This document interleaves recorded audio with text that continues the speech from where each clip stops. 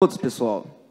Eu sou o Bruno Machado, atualmente eu sou responsável pelas operações das usinas da mineração Morro do Ipê. Em primeiro lugar, gostaria de agradecer a Minérios e Minerais pela realização, organização e condução desse ótimo evento, né? E parabenizar os excelentes trabalhos que foram apresentados.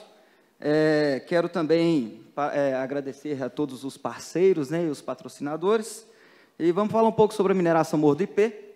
Nós somos uma joint venture entre duas empresas, a Trafigura e a Mubadala, e nós que são detentoras, né, dos ativos das minas Tico-Tico e Ipê, hoje localizadas aí entre os municípios de São Joaquim de Bicas, Igarapé e Brumadinho, e também do Porto Sudeste, localizado em Itaguaí, no Rio de Janeiro. Hoje, na mineração Morro do Ipê, nós temos duas usinas instaladas, a usina Ipê, que tem a capacidade de 3 milhões de toneladas por ano, e estamos partindo esse ano a usina Tico-Tico, que é uma usina de produção de pellet feed, com capacidade de 6 milhões de toneladas por ano. E somente lembrando que nós iniciamos as nossas operações, nós somos uma empresa jovem, tá? Iniciamos as nossas operações em 2017. Agora eu vou deixar a palavra com o Jardel Almeida. Primeiro, parabenizar e agradecer pela excelente condução do trabalho, o empenho que ele teve em conduzir esse trabalho junto às nossas operações. E ele vai continuar aqui com as demais apresentações, tá bom? Muito obrigado, pessoal.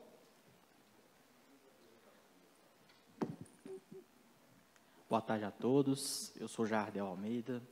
Atualmente, eu sou coordenador de processos e controle operacional das usinas Ipê e Tico-Tico. Eu vou falar sobre o projeto de controle de processos nas operações das espirais concentradoras. Queria agradecer ao Paulo Rocha, da empresa Essences, que foi a nossa parceira nesse trabalho, que é a representante da Bruker no Brasil. Okay? Só falando um pouco sobre espirais, né? É uma aplicação muito comum, principalmente em minério de ferro. Literalmente, por ser uma aplicação simples, de custo operacional baixo e investimento CAPEX também bem baixo. Vou falar bem rápido, tá? Porque o tempo é curto. É um dos nossos processos unitários lá, onde nós temos, vou passar aqui, é um processo de concentração gravimétrica ou gravítica. A primeira aplicação das espirais foi em 1946 e para minério de ferro em 1960.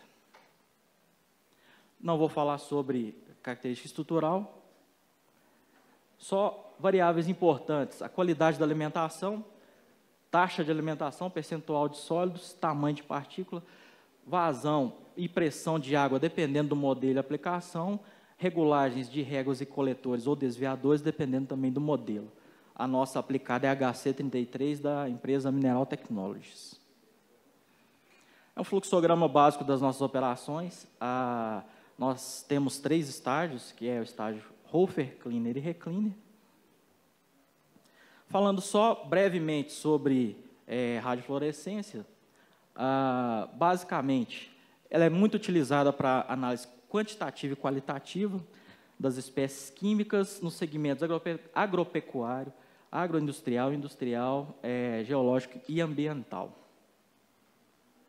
Falando especificamente sobre energia dispersiva, a detecção de raios-x são emitidos por meio de um detector de silício, que gera um espectro de intensidade em função da energia característica emitida pelos componentes da amostra, relacionada à concentração de cada elemento constituinte nessa amostra. Falando sobre o FRX portátil, ele é bem característico, bem similar ao de energia dispersiva. É utilizado também para análise de metais, ligas, catalisadores, identificação positiva de materiais, mineração, exploração mineral, agricultura, alimentos, bebidas, polímeros, plásticos e petroquímica. Informação importante, que os limites de detecção e precisão são menos rígidos, o custo é bem inferior, um custo bem menor do que um equipamento de laboratório. Eles são compactos, leves e têm um desempenho bem similar ao equipamento de laboratório. Só uma explicação sobre a característica do equipamento. A aplicação pode ser aplicado para amostra bruta direta, pode ser utilizado também com pó solto pulverizado, pérola fundida, pastilha prensada, líquidos, metais, ligas e polímeros. Só falando sobre o que interfere diretamente no resultado da análise. Umidade, temperatura, diluição e composição mineralógica. Para diminuir esses impactos, o ideal é se prensar ou gerar pérola fundida, né, para diminuir esses impactos da interferência na resposta da análise do equipamento. O equipamento que a gente utiliza hoje é o modelo S1 Titan da Bruker.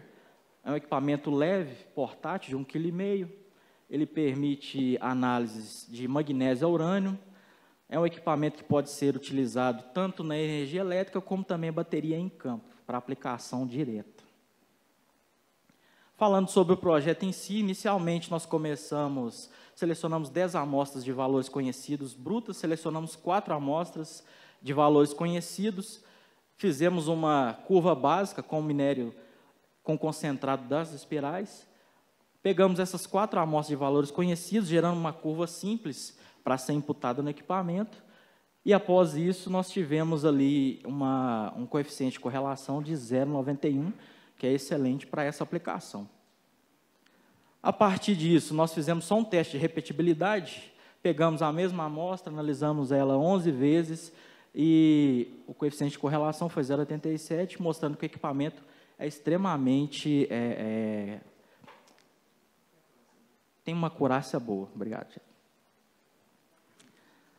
Após a avaliação e definição do equipamento, nós pegamos esse equipamento para literalmente fazer a análise de ferro e sílica nos concentrados, gerando, num gráfico de correlação que é feito numa planilha de Excel fornecida pelo fabricante, mas a correlação simples, gerando inclinação e interseção, inserindo isso no equipamento de forma que ele já fizesse isso automático, para que nós não precisamos a todo momento fazer isso.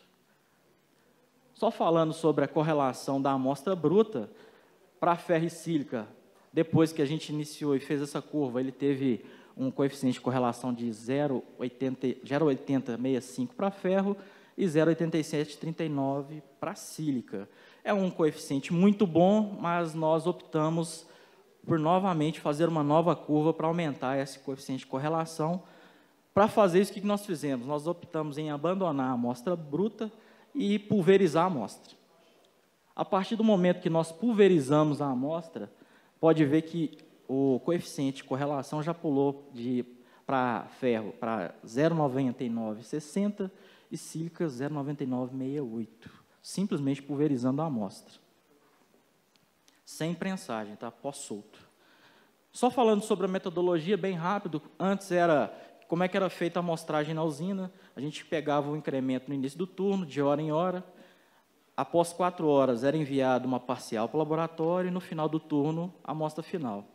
Nós mudamos a metodologia, passamos a coletar 3 incrementos diferentes, um para analisador portátil, uma para parcial e outra para final.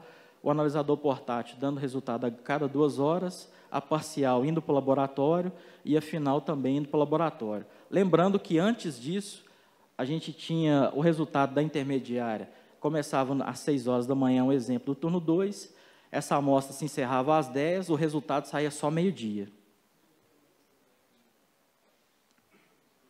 Como é que é feito? A gente faz a coleta da amostra, quarteia, um quarteador de cruzeta, seca, faz um quarteamento secundário com quarteador de rifles, pulveriza num moinho de panelas e logo após isso analisa com o analisador portátil. Após isso, a gente pega esses dados, insere numa planilha de Excel. Vocês podem ver à direita a imagem. De 2 em 2 horas, a gente tem essa informação. No início do turno, coleta a amostra, 2 horas depois, outra amostra, 2 horas depois, outra amostra.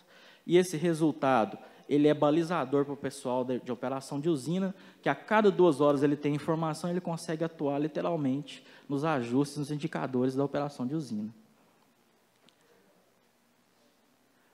Gráfico para ferro e sílica, dá para vocês perceberem aqui nesses 2 gráficos, que comparando o resultado do laboratório com o resultado do nosso raio-x portátil, é extremamente coerente. No período que a gente fez, de período de 30 dias, comparando os valores do raio-x com os valores do laboratório, 62,80 para ferro e 6,6 para a sílica no nosso raio-x, e o laboratório oficial da empresa, 63,3 com 6,7. Só falando sobre coeficiente de correlação das amostras em si, para ferro, esse coeficiente saltou para 0,92 e para a sílica 0,93.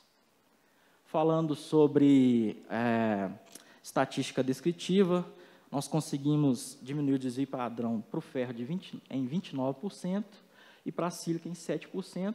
A variância em estatística, que mede literalmente o afastamento do valor lido com o eixo central, nós reduzimos em 50% para ferro e 14% para sílica.